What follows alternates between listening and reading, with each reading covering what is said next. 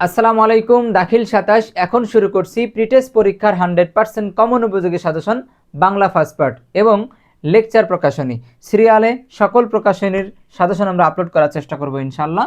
আমি শুরুতেই নিয়েছি সংক্ষিপ্ত কোশ্চেন।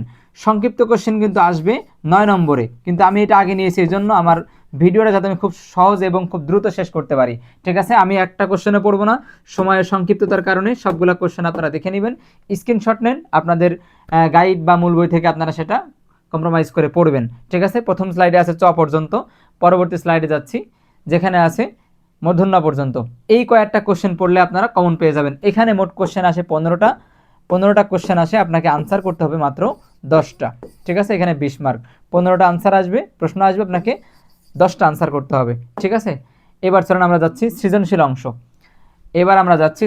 অংশ।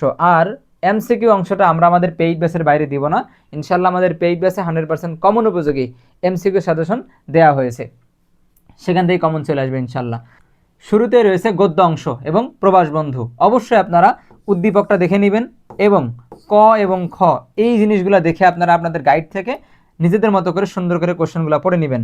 যারা পেইড ব্যাচে আছেন তাদেরকে আনসার সহ দেওয়া হবে, চাইলে আপনি এখান থেকেও পড়তে পারেন, চাইলে আপনার নিজের নোট বা গাইড থেকেও পড়তে পারেন। ঠিক আছে, এখানে আনসার সহই আছে, সিটটা আমরা পেইড ব্যাচে দিয়ে দিব। প্রথম সৃজনশীল শেষ, আসেন 2 নম্বর সৃজনশীল, যেটা আমাদের জন্য গুরুত্বপূর্ণ। এখানে একটা উদ্দীপক রয়েছে এবং আমাদের কোশ্চেনটা হচ্ছে মমতাদি গল্প থেকে। মমতাদি গল্প ক এবং খ নম্বর দেখেন, এটা দেখে আপনারা মিলাবেন এবং আপনাদেরকে শিট দেওয়া হবে।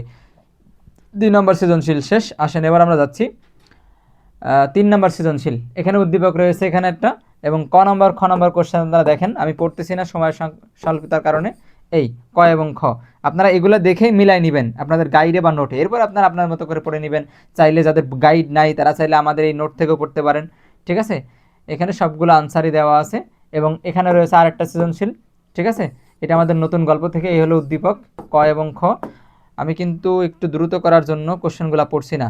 আর যাদের গাইড নাই বা পড়তে পারবেন না সেরকম কোনো অবস্থা নাই, তাদের জন্য সরাসরি শিটটা দিয়ে দেওয়া হবে।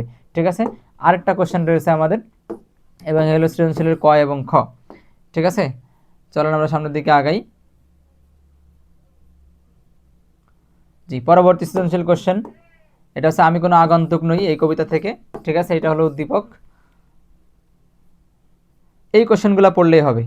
আমি যেগুলো দিচ্ছি মাত্র 8টা কোশ্চেন দিয়েছি, 8টা পড়লে আপনি কমন পেয়ে যাবেন। 8টা পড়লে আপনি কমন পেয়ে যাবেন, 5টা লিখতে হয়। ঠিক আছে, এই হলো উদ্দীপক ক এবং খ। 8টা কোশ্চেনে আপনি 5টা কমন পেয়ে যাবেন, 5টা লিখলেই 50 মার্ক, 5টাই লিখতে হয় অবশ্য।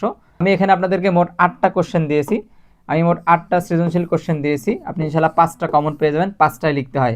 আমি আপনাদেরকে 12টা সংক্ষিপ্ত দিয়েছি, 12টা সংক্ষিপ্তের মধ্যে ইনশাল্লাহ আপনার 10টা কমন পেয়ে যাবেন, 10টাই লিখতে হয়। ঠিক আছে, তাহলে এই ছিল আমাদের বাংলা প্রথম পত্রের লেকচার প্রকাশনের 100% কমন উপযোগী সাজেশন।